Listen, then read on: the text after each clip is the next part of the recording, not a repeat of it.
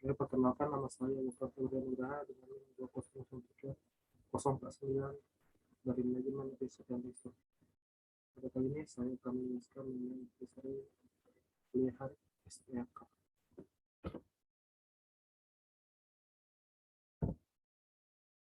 Materi yang pertama yaitu mengenai kepemimpinan hamba. Kepemimpinan hamba menegaskan prinsip bahwa seorang pemimpin adalah hamba dari Yesus Kristus. Seorang pemimpin bukan Tuhan yang dilayani, tapi hamba yang melayani. Artinya dalam perspektif Kristen, seorang pemimpin yaitu seorang pelayan. Karakteristik hamba itu tampak dalam kesediaan untuk mendahulukan orang yang dilayani. Meskipun demikian, tidaklah berarti seorang pemimpin mengabaikan dirinya. Seorang pemimpin yang memiliki karakter sebagai hamba akan melayani orang lain terlebih dahulu, sama seperti yang dia inginkan jadi bagi dirinya. Lalu, bagaimana untuk dipakai Tuhan secara efektif? Ada 4, yaitu yang pertama, man of prayer, man of faith, man of work, dan terakhir yaitu mandate fulfill with Holy Spirit. Yang pertama yaitu man of prayer. Menurut Kisah Para Rasul 3 ayat 1 menjelaskan bahwa guru yang pertama yaitu orang yang suka berdoa. Orang yang dipakai Tuhan secara efektif adalah orang yang suka berdoa. Kedua yaitu man of faith. Kisah Para Rasul 3 ayat 6 menjelaskan bahwa diperlukan iman yang sangat besar untuk melayani orang-orang. Jadi saat kita menemukan kondisi-kondisi di mana yang tidak memungkinkan secara pikiran manusia. Padahal bukan kemampuan kita, namun kemampuan Tuhan yang menyelesaikan segalanya. Yang selanjutnya itu man of work. Orang yang mengandalkan firman Tuhan dipakai Tuhan secara efektif. Membaca dan merenungkan firman akan membawa kita kepada pengenalan yang lebih lagi akan Tuhan, dan hal itu bertarik lurus dengan iman kita. Semakin kita mengenal Dia, maka semakin kita akan beriman kepadanya. Yang terakhir itu mandate fulfill with Holy Spirit. Orang yang dipenuhi kuasa Roh Kuduslah yang mampu dipakai Tuhan secara efektif. Mustahil bagi kita melayani dengan pimpinan dari diri kita sendiri, dan kita hanya berharap pelayanan kita akan efektif. Maka dari itu kita perlu kuasa dan tuntunan dari Tuhan. Kita melihat seperti itu seperti yang ditemukan dalam ajarannya yang terbesar di kerajaan, dan juga pada Filipi 2 jelaskan bahwa Paulus berbicara tentang pikiran Kristus. Di bawah ini merupakan poin-poin pikiran Kristus. Yang pertama adalah pelayan. Dia terbesar harus menjadi pelayan dari semua orang. Poin kedua adalah tidak menjadi tuan atas orang lain. Poin ketiga yaitu contoh. Kita harus mampu hidup dan memimpin dengan memberi contoh. Poin keempat adalah rendah hati. Menjadi rendah hati, hidup jujur, bersikap jujur terhadap diri sendiri, hidup tanpa kepala-pelaan atau tanpa kemunafikan. Poin kelima yaitu kita sebagai seorang anak. Sebagai seorang anak tentu haruslah rendah hati. Seorang anak tidak dapat menipu dan seorang anak tidak dapat mengucap. Yang keenam adalah kita sebagai Indonesia sebagai yang lebih muda. Ini berarti memahami bahwa kita akan selalu menjadi orang-orang yang kurang beruntung, dan juga berarti cahaya perjalanan. Yang ketujuh dan ke-8 adalah menjadi yang terakhir dan yang terkecil. Yang ke-9 yaitu tidak ada paksaan. Yesus tidak memaksa kita, melainkan Dia membiarkan kita bebas membuat pilihan yang tepat. Yang ke-10 adalah tidak ada ambisi buta. Yesus tidak didorong oleh ambisi yang buta. Tujuan surgawinya hanya bisa dicapai dengan cara surgawi. Yang ke-11, Dia membuat dirinya tanpa reputasi. Tapi Ia membuat dirinya tanpa reputasi, mengambil bentuk hamba dan datang dalam rupa manusia dan ditemukan dalam penampilan sebagai manusia. Filipi 2 ayat 7 sampai dengan 8. Poin ke-12 adalah manusia. Ia adalah sepenuhnya manusia dan Ia adalah sepenuhnya Allah dan sepenuhnya manusia. Poin yang ke-13 adalah Yesus merendahkan dirinya dan taat. Dia taat sampai mati. Yang ke-14 adalah kematian di kayu salib. 14 poin yang telah kita lewati ini bukan hanya sifat Yesus, tapi juga pasti menjadi sifat Bapa. Karena Yesus berkata dalam Yohanes 14 ayat 9, apabila kamu melihat aku, kamu telah melihat Bapa. Dan Yesus yang datang dan berjalan dalam daging juga menjalani sifat Bapanya ini. Dia tak terkadang. Materi berikutnya yaitu direct to lead. John J. Maxwell dalam bukunya Direct to Lead menegaskan bahwa hak menjadi pemimpin hanya dapat diupayakan, membutuhkan waktu dan perjuangan, bukan hanya terjun bebas menggunakan uang, retorika dan janji-janji. Karena diyakini bahwa manusia itu sama saja dalam janji-janjinya. Hanya dalam perbuatannya atau perjuangannya lah mereka dapat dibedakan. Oleh karena itu, jika kita harus memilih pemimpin, maka pilihlah pemimpin yang telah membuktikan hasil perjuangannya, bukan yang menabur janji-janjinya. Rakyat hanya percaya pada bukti, bukan janji. Bukti dapat dilihat dari rekam jejaknya. Berikut ini adalah langkah untuk menjadi pemimpin yang baik. Yang pertama yaitu kita harus mampu membuang untuk kita. Yang kedua yaitu kita harus mampu menjadi pengikut yang baik terlebih dahulu sebelum menjadi pemimpin. Yang ketiga yaitu kita harus mampu membangun hubungan yang baik terhadap orang lain. Yang keempat yaitu kita harus mampu bekerja dengan unggul atau tidak sama dengan unggul. Yang kelima yaitu kita harus bergantung pada kedisiplinan, bukan terhadap emosi. Yang keenam yaitu kita harus mampu membuat nilai tambahan dalam tujuan hidup kita. Yang ketujuh yaitu kita harus mampu memberikan semua kekuatan yang telah kita miliki. Yang berikut ini merupakan sifat-sifat yang pemimpin yang luar biasa. Yang pertama itu pemimpin harus memiliki sifat egois atau mimpi mereka lebih besar daripada kenangan yang mereka miliki. Kemudian yaitu memiliki sifat lobbying atau mereka dapat menangani semua hal dengan baik. Yang ketiga yaitu katalisator atau mereka dapat memperkasai pergerakan yang lainnya dengan baik. Kemudian spesialis, mereka tidak melakukan semua hal, tapi mereka hanya melakukan satu hal dengan baik. Kemudian optimis, mereka mampu percaya pada prinsip atau tujuan hidup. Kemudian ada ekonomis, mereka menghargai semua yang dihasilkan oleh orang lain. Kemudian ada aktivis, mereka tidak memberi kuasa kepada orang lain dengan tindakan mereka. Kemudian ada strategis atau cara mereka memanfaatkan modalnya bisa digunakan untuk menjadi sukses. Kemudian ada antusias atau mereka memiliki kegemaran yang mereka miliki. Kemudian ada pragmatis atau peninggalan mereka adalah cara untuk menghadapi permasalahan orang lain. Kemudian ada industrialis, mereka menggulung lengan dengan kerja keras. Kemudian ada finalis, mereka bekerja keras dengan ketekunan dan dedikasi agar mereka bisa menyelesaikannya dengan baik. Berikut ada beberapa tokoh teladan dalam Alkitab. Yang pertama Daniel. Dia dan keluarganya orang yang tidak tercela di zamannya. Kemudian ada Abraham yang pergi dari Palestina ke Kanaan sebagai pengembara, dari orang yang tidak punya keturunan menjadi bapa dari banyak bangsa. Kemudian ada Yusuf yang dijual oleh saudaranya sendiri.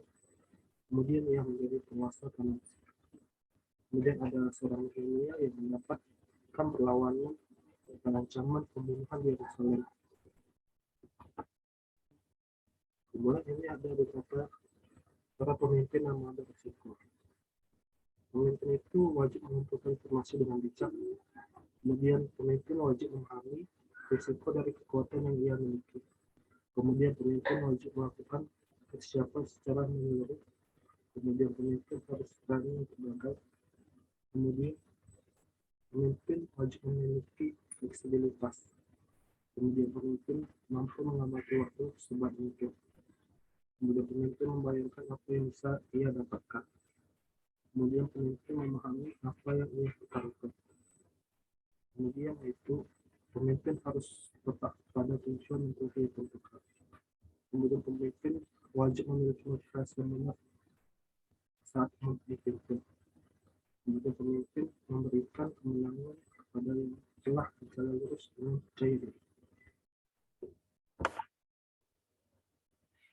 Kemudian ini ada cara menjadi pemimpin yang berpengaruh. Seorang pemimpin itu yang memiliki integritas, seorang pemimpin itu wajib memiliki hubungan dengan orang lain, seorang pemimpin itu wajib mempercayai orang lain, seorang pemimpin itu wajib mendengarkan orang lain. Kemudian seorang pemimpin itu wajib memahami orang lain. Kemudian seorang pemimpin wajib memperluas hubungan dengan orang lain. Selanjutnya, pemimpin wajib mampu mengarahkan orang lain ke arah yang lebih baik. Kemudian seorang pemimpin wajib membangun hubungan yang baik dengan orang lain. Kemudian pemimpin wajib memberdayakan orang lain dengan baik. Kemudian yang terakhir, pemimpin wajib menerima pengaruh baik dari orang lain. Kemudian itu how to influence people. Bab 1 yaitu mengenai seorang pembawa pengaruh harus memiliki integritas dengan orang lain. Integritas menurut Kamus Besar Bahasa Indonesia adalah mutu, sifat atau keadaan yang menunjukkan kesatuan yang utuh sehingga memiliki potensi dan kemampuan yang memancarkan kewibawaan atau kejujuran. Jika kita mau terhadap seseorang, maka kita bisa lihat dari cara pikir. Integritas dilakukan dari hal-hal yang kecil dan merupakan karakter yang terus dibangun setiap harinya oleh orang tersebut. Kemudian keuntungan dari integritas yaitu kita mendapatkan kepercayaan. Jika mau menjadi seorang yang membawa pengaruh, maka kita wajib mengembangkan hal-hal berikut ini. Kita wajib memiliki karakter yang konsisten, kita wajib memiliki sifat yang transparan, kita wajib untuk menepati janji, serta kita wajib memberi contoh kerendahan hati. Nah, selanjutnya itu berikut adalah langkah-langkah sederhana untuk menjadi seorang yang berintegritas. Pertama itu wajib pada diri sendiri untuk tulus, dapat dipercaya dan menjaga rahasia orang lain. Kemudian wajib memutuskan sebelumnya bahwa kita tidak memiliki harga. Kemudian kita wajib mengutamakan kecil setiap hari, lakukan apa yang harus kita lakukan dulu, bukan melakukan apa yang kita inginkan dulu. Bab 2 yaitu mengenai seorang pembawa pengaruh mengasuh orang lain. Dalam mengasuh orang lain ada beberapa hal yang harus dilakukan. Yang kedua sebagai berikut. Yang pertama itu kita wajib memberikan kasih kepada kita asuh, kemudian kita harus memberikan rasa hormat kepada orang yang diasuh, kemudian kita harus memberikan rasa aman, kemudian kita pengakuan dan yang kita terakhir itu wajib memberikan doa kepada orang tersebut. Kemudian ada beberapa hal yang akan kita terima jika kita diasuh. Pertama kita mendapatkan ajaran, yang kedua itu mendapatkan rasa memiliki pandangan serta mendapatkan harapan. Kemudian itu ada beberapa langkah sederhana untuk menjadi seorang pengasuh yang baik. Yang sebagai berikut. Yang pertama itu membuat mereka komitmen satu sama lain. Yang kedua itu saling percaya. Yang ketiga itu memiliki akses dengan mereka. Keempat, kita harus memberikan kesempatan kepada mereka. Kelima itu kita harus mengangkat mereka ke tingkat yang lebih tinggi. Dan ketiga mengenai seseorang membawa pengaruh dalam iman orang lain. Berikut ini ada 4 fakta mengenai iman dalam hidup. Yang pertama yaitu banyak orang yang sulit percaya pada dirinya sendiri. Yang kedua, banyak orang yang merasa terisolasi dengan tidak adanya orang-orang yang percaya kepada pemikirannya. Yang ketiga, orang memiliki naluri yang bisa berdasarkan keyakinan di dalam diri seseorang tersebut. Yang keempat, seseorang memberikan imannya hanya untuk membuat orang lain termotivasi untuk sukses. Berikut ini adalah ada 7 cara untuk membangun kepercayaan kepada orang lain. Yang pertama yaitu kita believe in them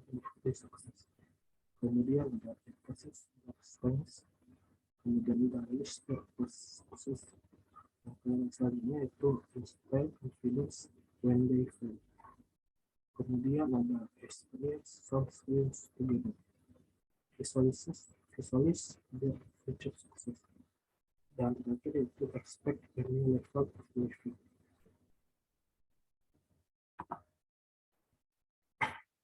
Kemudian itu ada bab keempat mengenai seorang membawa pengaruh adalah mendengarkan orang. Dalam mendengarkan orang lain, memperoleh manfaat sebagai berikut. Yang pertama itu dalam mendengarkan kita akan mengetahui cara kita respect kepada kita atau lebih hormat kepada kita.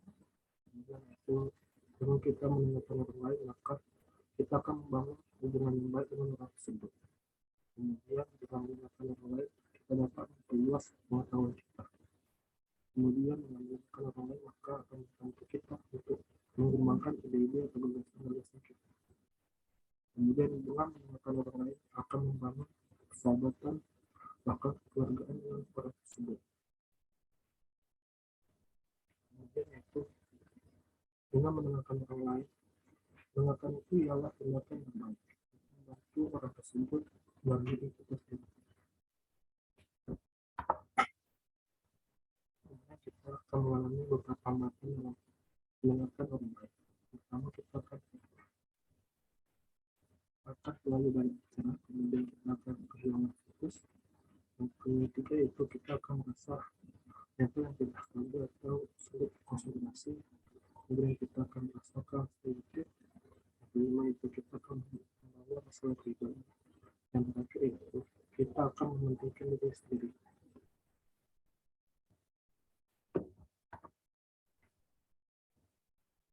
Kemudian bab 5 itu menjadi orang yang mempengaruhi memahami orang lain.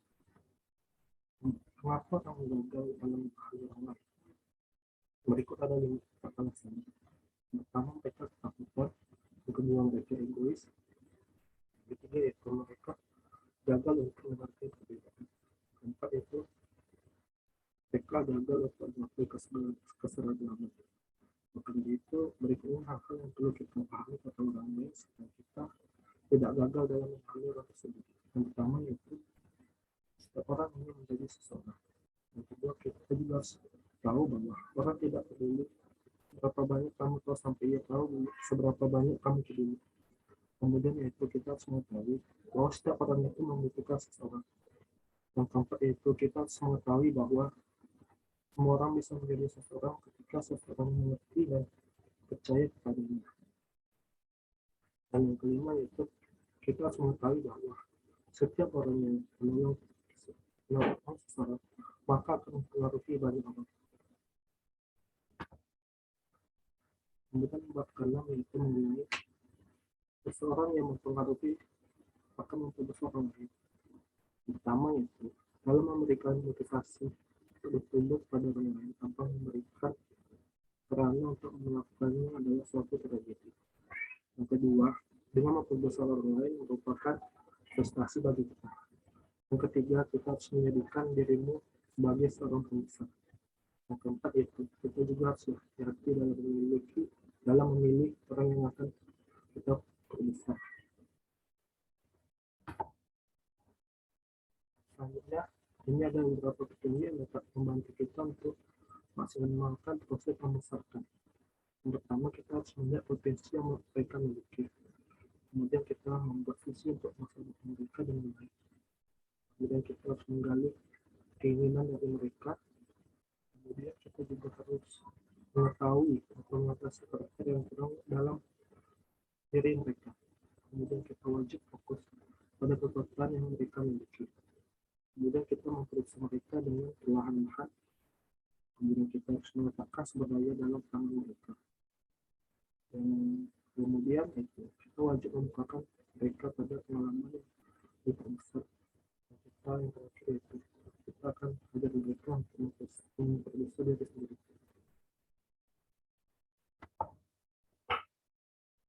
Kemudian Pak 7 itu dapat some of influence connected people. Dengan membangun hubungan dengan orang lain akan membawa kita ke tingkat selanjutnya atau ke tingkat yang lebih tinggi dari sebelumnya.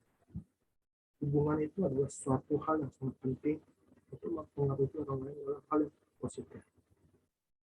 kita bersama orang lain, maka kita akan menjalankan berdampingan dengan mereka, dan kita juga akan membantu mereka dalam melewati hal-hal yang sulit atau hal-hal yang tidak akan bisa mereka lalui di jalan mereka. Namun, pada saat itu juga kita akan hubungan dengan orang lain, maka kita juga akan meminta mereka untuk berjalan di jalan kita untuk mendapatkan keuntungan secara bersama-sama. Berikut ini adalah 9 tahap untuk hubungan dengan orang lain secara baik. Pertama, kita tidak boleh memanfaatkan atau mengeluarkan sesuatu dari orang tersebut. Yang kedua yaitu kita harus menerapkan pola pikir perubahan dalam diri kita. Yang ketiga yaitu kita harus memulai mendekati orang tersebut. Yang keempat yaitu kita harus mencari dasar untuk berhubungan. Yang kelima, kita juga wajib sadar dan menghargai kepribadian orang lain yang baik. Kemudian kita harus menemukan kunci kehidupan dari orang lain. 7. Kita harus berhubungan baik dengan orang lain menggunakan hati. 8. Itu kita harus berbagi pengalaman yang kita miliki kepada orang lain. Dan ke-9 itu kita harus sama-sama bergerak maju dengan orang lain. Itu bab 8 mengenai the concept of influence and power people. Dalam menguatkan orang lain, kemampuan yang kita miliki adalah sebagai kunci keberhasilan. Saat kita menguatkan orang lain, maka kita juga akan dapat membuat orang lain berada pada tingkat paling tinggi dalam perkembangan di kehidupannya. Dengan menguatkan orang lain ini akan membuat kemampuan orang tersebut secara langsung meningkat tanpa merugikan diri kita sendiri. Materi berikutnya itu mengenai film Facing the Giant. Berikut ini adalah resume dari film Facing the Giant. Film yang berjudul Facing the Giant ini menceritakan mengenai kehidupan seorang pelatih bernama Grant Taylor yang berjuang sangat keras sama timnya untuk meraih kemenangan atau juara di sebuah kompetisi. Selama 6 tahun belakangan ini, seorang pelatih bernama Grant Taylor ini melatih tim bernama Final Angels. Tim ini belum pernah memenangi suatu kompetisi sebelumnya, maka di beberapa pertandingan terakhir selalu mengalami kekalahan. Selain itu, selain tim yang sangat belum pernah menang ini, mereka juga memiliki masalah pribadi dalam hidupnya.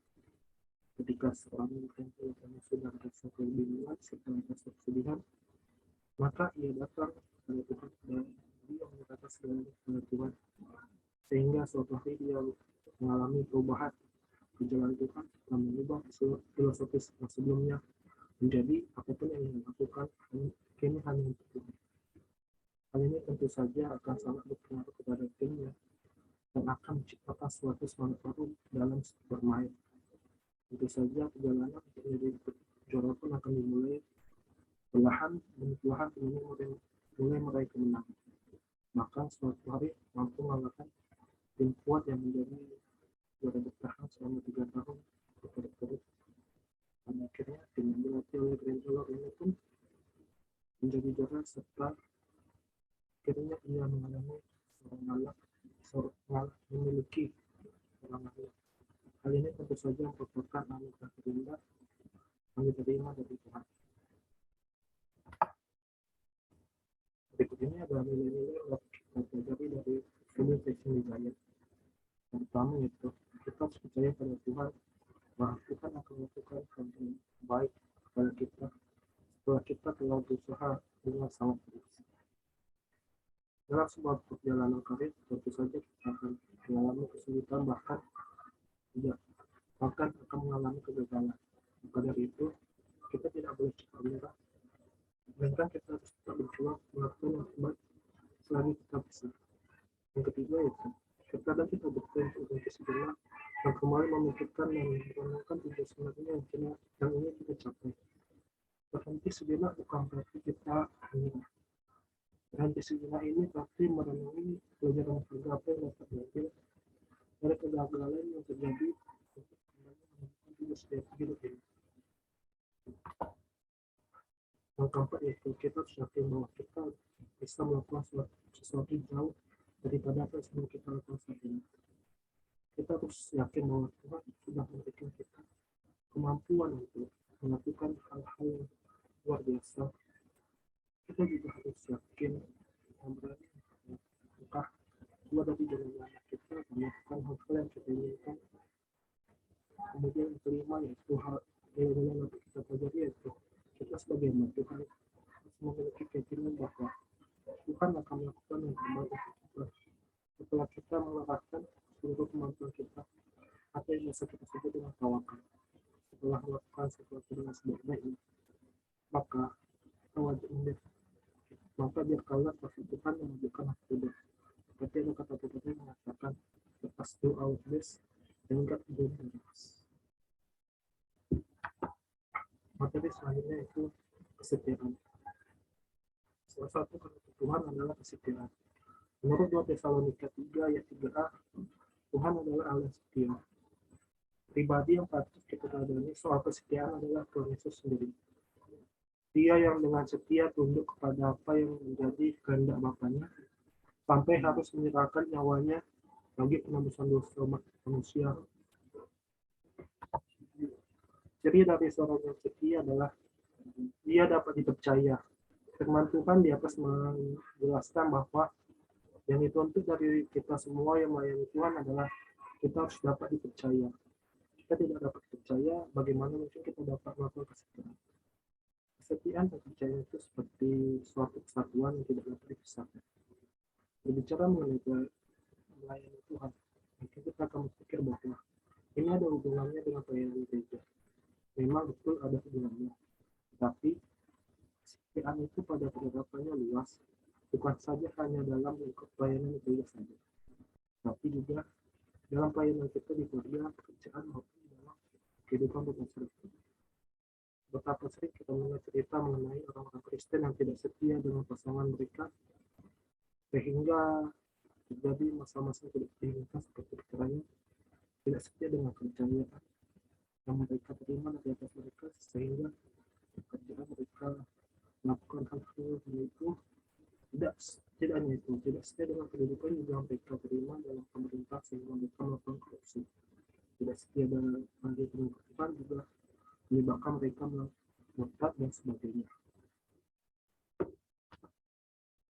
Ada banyak pemahaman yang dangkal dan tentang kesetiaan kepada Tuhan. Pemahaman yang dangkal ini selalu mengarah pada pernyataan bahwa kita harus patuh dan setia, maka kita selalu sukses, terkenal, kaya, makmur, dan seterusnya. Konsep pengajaran tentang ketaatan dan kesetiaan seperti itu tidak seimbang. Kalau kita dengan jelas mengajarkan bahwa ketika kita taat dan setia, kita juga mengalami ketentangan, perjuangan, dan penderitaan sebagai ujian iman kita kepada Kristus. Janganlah kita ragu kepada Tuhan Yesus, seperti Paulus tulis dalam suratnya kepada orang-orang Kristen di Roma dalam Roma 8:31-39, mengatakan bahwa kita harus yakin bahwa baik maut maupun hidup, baik malaikat maupun pemerintah atau kuasa-kuasa baik yang ada sekarang maupun yang akan datang, tidak seorang pun dapat memisahkan kita dari kasih Allah yang ada dalam Yesus Kristus Tuhan kita. Teruslah setia untuk taat kepada Tuhan serta selalu berpegang teguh padanya, dengan kata lain kita setia sampai nafas lagi di muka bumi. Untuk mencapai titik ini dibutuhkan komitmen dan pengabdian kepada Tuhan, karena kita akan mengalami segala macam penderitaan yang bisa membuat kita lemah, putus asa, dan menyerah. Tapi percayalah bahwa Tuhan tidak akan pernah meninggalkan kita. Dia selalu bersama kita, sehingga bahkan jika kita sangat menderita karena iman kepada Kristus, dalam pemeliharaan atau pemeliharaan Allah yang sempurna, kita akan muncul sebagai pemenang. Materi berikutnya yaitu visi hidup. Visi hidup yaitu merupakan peran khusus yang akan dilakukan baik dalam profesi maupun dalam pelayanan. Visi hidup dijabarkan dan dituliskan dalam bentuk statement yang tajam, jelas, padat, dan lugas. Rumusan visi hidup merupakan pernyataan pribadi yang mengungkapkan makna dan tujuan hidup. Falsafah hidup dan jati diri seseorang dapat tergambar melalui visi hidupnya. Berikutnya ada tujuan hidup. Yang pertama yaitu kita dirancang untuk menyenangkan Allah. Kemudian kita dibentuk untuk menjadi anggota keluarga Allah. Dan kita diciptakan didesain untuk melayani Allah, serta kita dibuat untuk sebuah misi. Mengapa visi hidup itu penting? Karena yang pertama itu, visi dapat menolong seseorang tetap fokus kepada tujuan yang telah ia tentukan. Visi yang kedua yaitu karena visi akan menuntun dan mengarahkan seseorang untuk mengambil keputusan terbaik serta menentukan langkah yang akan ditempuh ke depannya. Maka visi harus dimiliki, dipelihara serta senantiasa sigap dan realistis. Materi terakhir yaitu mengenai amanat agung. 7 Matius 28 ayat 19 sampai 20 menyatakan, perintah yang lebih dikenal sebagai amanat agung. Karena itu pergilah, jadikanlah semua bangsa muridku dan baptislah mereka dalam nama Bapa dan Anak dan Roh Kudus. Dan ajarlah mereka melakukan segala sesuatu yang telah diperintahkan kepadamu. Dan ketahuilah, aku menyertai kamu senantiasa sampai kepada kiamat. Yesus memberikan perintah ini kepada para rasul sesaat sebelum ia naik ke surga. Pada dasarnya, perintah ini menguraikan apa yang Yesus katakan untuk dilakukan oleh mereka, termasuk bagi orang-orang yang mengikuti para rasul ketika Yesus sudah tidak lagi bersama dengan mereka di dunia. Sangat menarik untuk dipahami kalau dalam bahasa Yunani sendiri, satu-satunya perintah yang spesifik di Injil Matius 28 ayat 19 adalah muridkanlah. Amanat Agung memerintahkan kita untuk memuridkan saat kita pergi ke seluruh dunia dan juga saat kita menjalani kegiatan sehari-hari. Bagaimana cara kita memuridkan? Dengan membaptis mereka dan mengajar mereka segala sesuatu yang diperintahkan oleh Yesus. Memuridkan adalah perintah dari amanat agung. Pergi, membaptis, dan mengajar adalah cara kita melaksanakan perintah memuridkan. Baik, sekian yang bisa saya sampaikan. Mohon maaf jika ada kesalahan.